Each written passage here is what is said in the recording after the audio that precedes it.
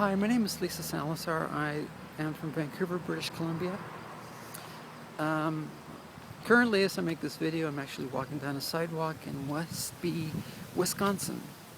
I'm in Wisconsin to attend a spiritual retreat, believe it or not, for transgender pastoral care students. These are people who are transgender who are studying to offer pastoral care professionally. And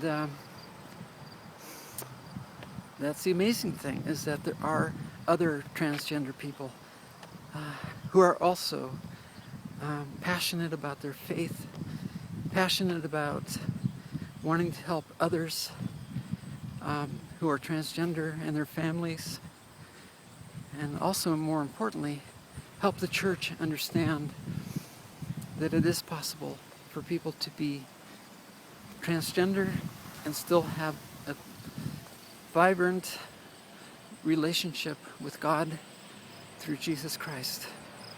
And I wanted to bear witness to that because it is possible. I transitioned 5 years ago after having struggled with my faith and reconciling my faith to the diagnosis that I received back in 1999 at the Vancouver Hospital's Gender Clinic, where I was told that I had gender dysphoria and how they could help me. And at that time, there was just no way that I could even begin to contemplate such changes. I was married, had 3 sons, and I could not even begin to imagine what impact transitioning would have on my wife and on my sons. That was in 1999. Almost 9 years later, I finally came to the point where I couldn't go on anymore, and I was thinking about death all the time.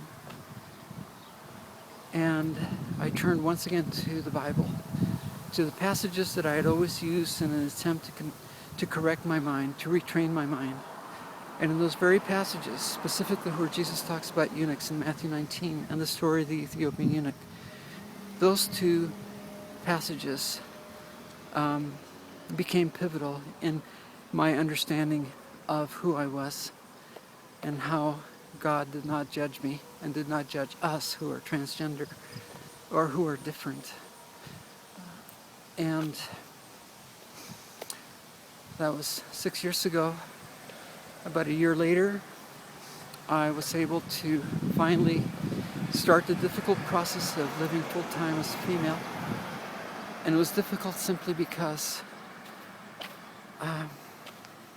it's not an easy thing to do, to suddenly start presenting yourself to your friends and to your family. And I'm very fortunate that I have not been judged or rejected by the most important people in my life. Unfortunately, my marriage came to an end because my wife, for her, it was difficult to continue in the relationship as much as she loved me. As far as she was concerned, for all intents and purposes, the marriage was over. And so we parted ways. But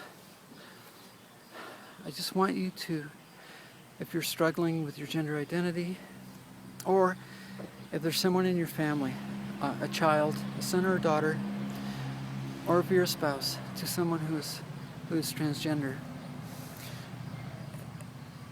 and all your life you've believed that it's impossible to be a Christian and to be transgender, well, I want you to know that that's not the case.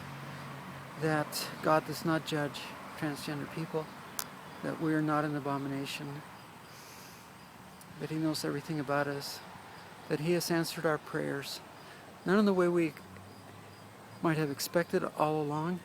I'm sure all of us have prayed for God to snap His finger and for us to wake up either with a new body, which obviously never happens, but more importantly, I think we've all prayed, God, if I can't wake up as a girl, or if I can't wake up as a guy, then please just make me normal.